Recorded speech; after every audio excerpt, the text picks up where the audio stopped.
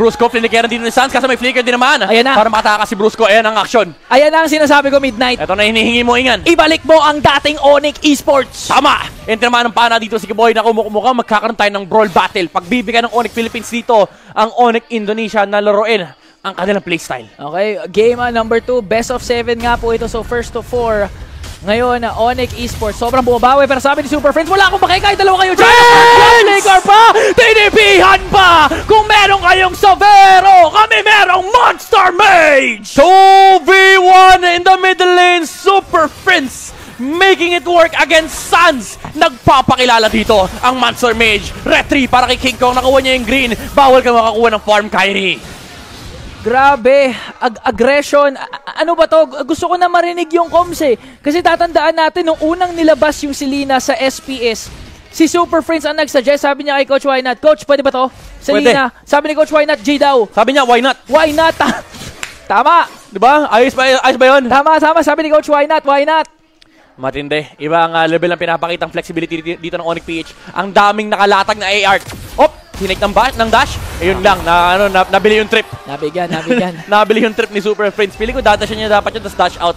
Nagkamali lang ng tutok. Pero, that's a trade. Nalalamang dito ang Onyx Esports pero naka-hold si Kirk dito. Grabe!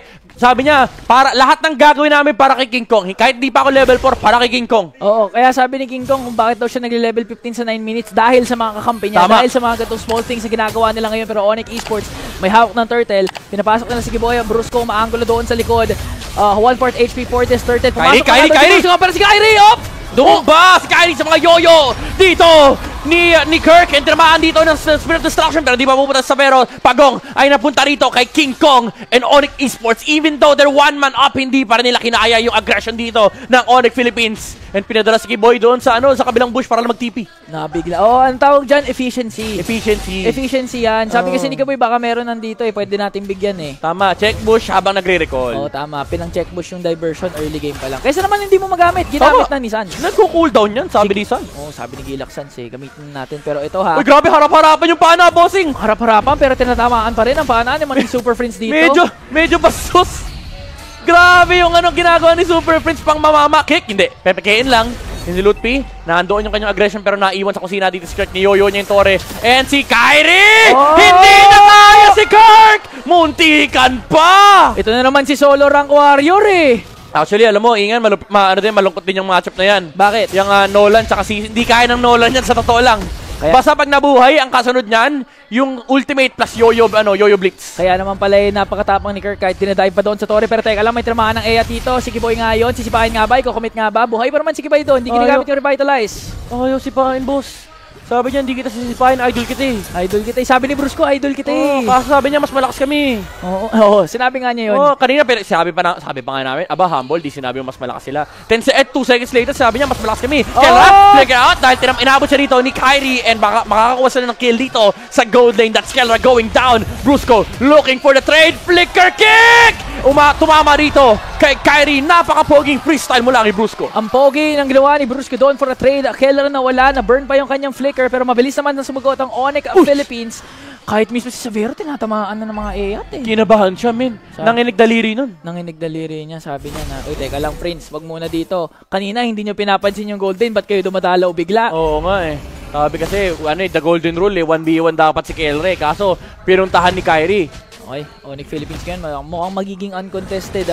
Turtle take na naman ito para sa Sonic. So that's 2 turtles taken by the Philippines. Once again, mukhang nahihirapan na naman ang Onyx Indonesia. Kanina maganda yung start na pinakita. Hindi, si Super Friends pala yung magandang start. Oo. Kumbaga, ang tempo ng Onyx Philippines ay nakasalalay kay Super Friends. So, yung mga pana at pati na rin yung mga sipa mula kay Brusco. Samantalang naiiwan sa kusina, yung mga dapat iwan si Kirk meron ng War Axe. So lalaki lang lalo yung problema ng Onyx Esports. Alam mo, ang hirap labanan ng Onyx kasi kung sinabayan mo yung aggression. Grabe! Go lang. Kung sinabayan mo yung aggression, ang galing nila mag-punish. Kung naging disiplinado ka, sobrang efficient nila mag-farm na kahit walang clash na nangyayari, lumalamang sila. So para matalo mo ata yung Onyx PH, draft mo na lang talaga matatalo yung Onyx Oo, kaya bunutin mo yung kable. Yung kable, patayin mo yung wifi. Grabe si Prince, men! Anong long range pana? Pwede mo naman kasing spam harap-harapan. Kasi mabilis na nga cooldown niya, ang bilis pa nung pana mismo.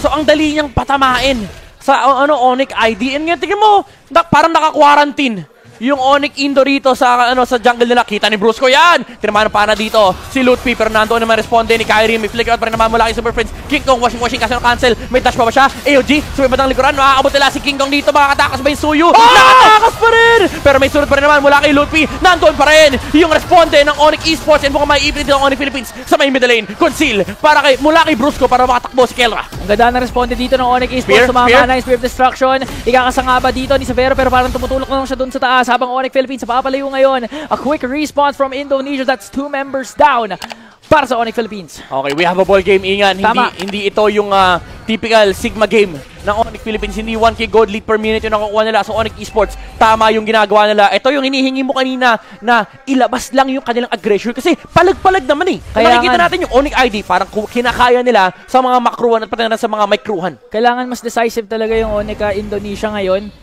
Mas lalo na sa mga diversions na nilalabas nila. Full commit yung ginagawa nila ngayon. And mas magandang hero kasi talaga kay Kiboy yung mga ganito eh. Oo. Kesa sa mga Hylos eh. Action Jackson dapat. Dapat siya yung nangunguna. Pero speaking of una, Onyx Esports naman ang may hawak ngayon sa Turtle. Grabe si Brusco, talagang bantay sarado sa mga pwedeng daanan dito ni Kyrie for the Turtle habang inahaya lang nila mag-farm si King Kong. Ito na naman si King Kong, kumukuha na naman ng mga green. Green lang nakikita ko sa mapa. Samantalang ang Onyx Philippines naghaharap ng aksyon. Kita nila si Kyrie nagpa-forward buff. So yung Nolan medyo busy habang nag-farm pa rin naman si King Kong sa may top lane. And hawak din kasi ng Onyx Philippines yung pagong at nakasilip pa sila Brusco dito, pero may diversion mula kay Sans dito sa likuran. Kita ni Brusco yan kapag lumabas si Kiboy dyan. Okay boy, Sans tsaka si Kyrie nandun sa baba habang sinuzone out ni Luke. Nakatawid. Okay, nakatawid sila. Ngayon, Onyx Philippines, pwede nila i-burn down yung mid lane turret. Wala silang pake. Sabi na sa inyo yung torre. Sabi na lang yung gitna.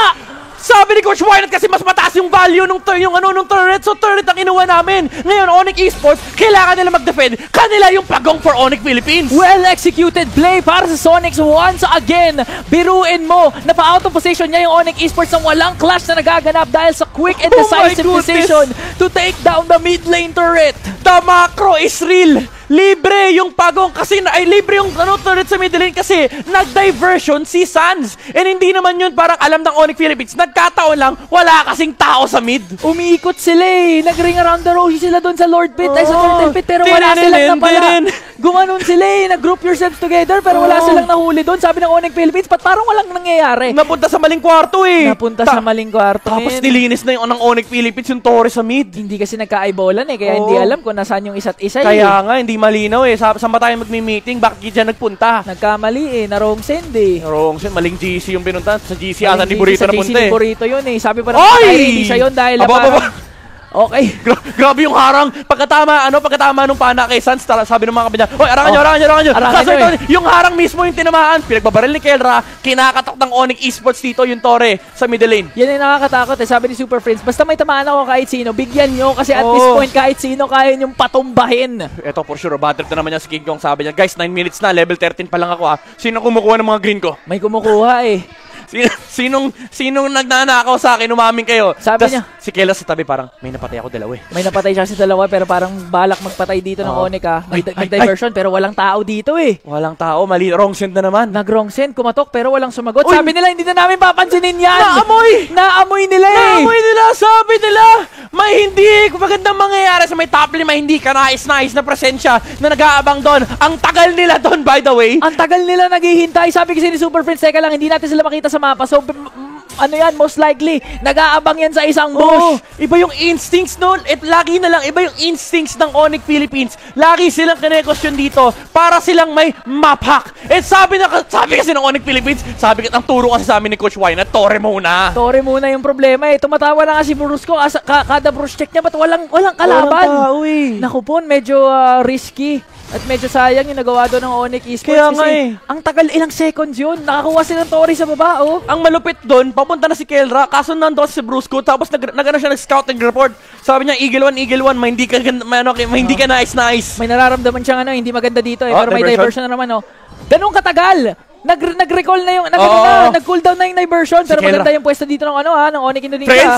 Friends, pag yan pinana mo, kakaiba ka na. Friends! Okay, tignan natin.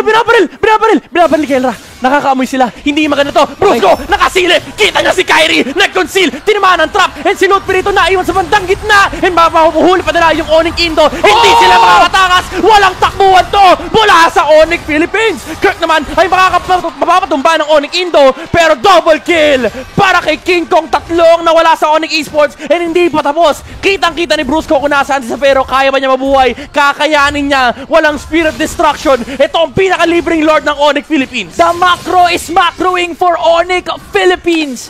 Grabe yung disiplina na kanilang pinapakita ngayon, tsaka yung awareness na baka may possibility na may panggalingan yung diversion ni Sans. Pero bawat diversion na kinasa niya into 2 consecutive times, na-predict ng Onyx Philippines. Sabi nila baka nandyan huwag tayo lumalim. Men, feeling ko ito si Super Prince sa sobrang siya na lahat.